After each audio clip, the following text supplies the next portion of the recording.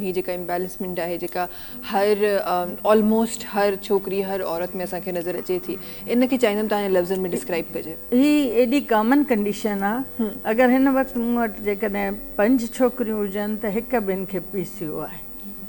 सही। ऐं PCO जेको आहे सो छोकिरियूं पाण बि पढ़ी अचनि थियूं जिन खे ख़बर आहे घर में फैमिलियल आहे, कंहिंखे वार आहिनि चेहरे ते, कंहिंखे दाणा था निकिरनि, मोइड़ा था निकिरनि, कंहिंजो वज़न थो वधी वञे ऐं जेकॾहिं मैरिड आहे त ॿार नथो थिए त उनजो डायग्नोसिस शुरू थी थो वञे, ख़बर पइजी थी वञे त हाणे मेंसिस असांजा जेके आहिनि रेगुलर थी रहिया आहिनि त असांखे डॉक्टर ॾे वञणु खपे या चेहरे जे वारनि जे लाइ वञणु या मथे वार था छणनि। पोइ ज़रूरी न आहे उहे गायनाकोलॉजिस्ट वटि अचनि, उहे डर्मा वटि बि था वञनि, उहे ॿिए फिजिशियन ॾे बि था वञनि त उन्हनि खे पंहिंजे ख़बर पए, उन्हनि खे उतां ई ख़बर पए थी त लाइफ स्टाइल जेको आहे सो मेन रीज़न आहे उनजो।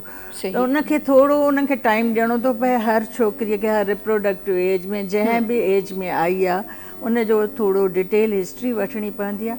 हिस्ट्री में ख़बर पइजी वेंदी आहे त स्ट्रेस लेवल आहे, खाइण जो तरीक़ेकार ख़राबु आहे, हार्मोनल इम्बैलेंस आहे या फैमिलियल आहे, जेनेटिक्स में आहे, त उहो सॼो उन मां डिटेक्ट करे उनखे ओरिएंटेशन ॾिबी।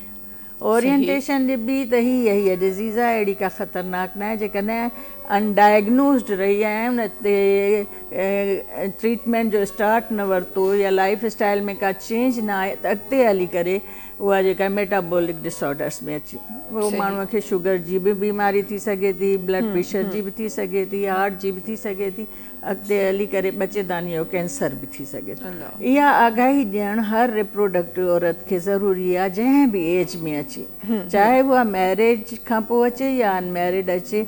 ऐं उनजे लाइफ में अगरि डिस्टर्बेंसिस आहिनि, चाहे मेंस्ट्रुअल डिस्टर्बेंसिस आहिनि, चाहे एंग्ज़ाइटी आहे, डिप्रेशन आहे, खाइण पीअण जो सही न आहे तरीक़ेकार, इवन फास्टिंग थियूं कनि, उन में बि जेका आहे मेटाबॉलिक डिसऑर्डर थिए थो, उन में बि हार्मोन डिस्टर्ब थियनि था, त उनखे डिटेल सम्झाइण जी ज़रूरत आहे। उनखे ईअं न त हिकिड़ी लिस्ट लॻाए इन्वेस्टिगेशन ॾियूं त भई इहे कराए अचु त ख़बर पए, अल्ट्रासाउंड कराए अचु त ख़बर पए।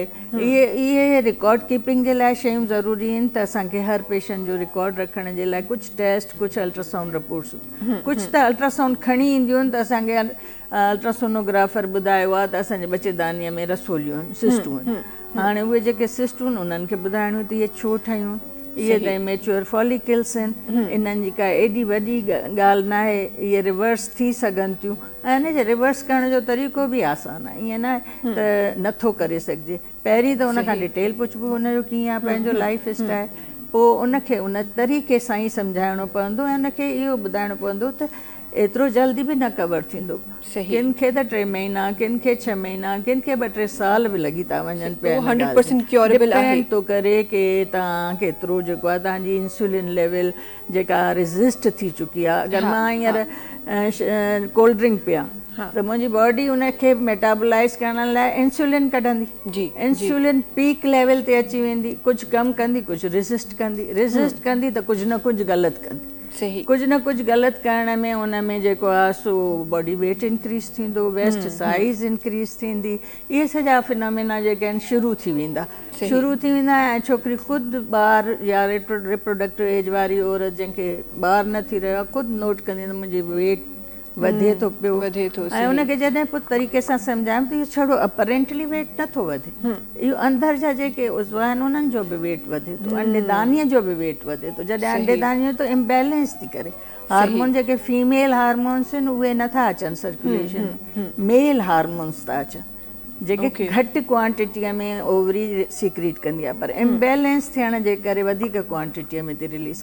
इन करे जेको आहे चेहरे ते वार, जिस्म ते वार, मुंहं ते मोइड़ा, ओबेसिटी, मेंस्ट्रुअल्स बंदि थी वञणु, 6 महीना न अचणु, इवन 9 महीना न अचणु, इहे शुरू थी था वञनि। सही। अच्छा डॉक्टर साहिबा, हिकु शइ जेका असां हिते PCOS या PCOD जी ॻाल्हि करे रहिया आहियूं, छा हर हार्मोन जेको एबनॉर्मेलिटी आहे उहो साइन आहे PCOS जो? पीसीओ जो इहे ई साइन आहिनि। सही। कंहिंखे मेंसिस जी प्रॉब्लम आहे, कंहिंखे 3 महीना न आया, पोइ आया त बंदि ई न थिया, रेगुलर थी विया, कंहिंखे 6 महीना न आया, पेट में दर्द थी रहियो आहे, पुठीअ में दर्द थी रहियो आहे, टंगुनि में सूर पइजी रहियो आहे, लेकिन मेंसिस न अचण जे करे स्ट्रेस लेवल वधी वई, डिप्रेशन, खाइण पीअण जो स्टाइल चेंज थी वियो, हुन में जंक फूड खाई छॾियो या कोल्ड ड्रिंक्स पी छॾिया या बेकरी वारियूं शयूं खाई छॾियो, कार्ब अहिड़ो खाधो कार्बोहाइड्रेट जो कि नुक़सानु करणु शुरू कर। त हे मिली जुली फैक्टर्स जेके आहिनि हिकिड़ो सिंड्रोम था कनि, सही। हुनजो न फ़क़ति मेंसिस ते पूरे बॉडीअ ते इफेक्ट थो पए।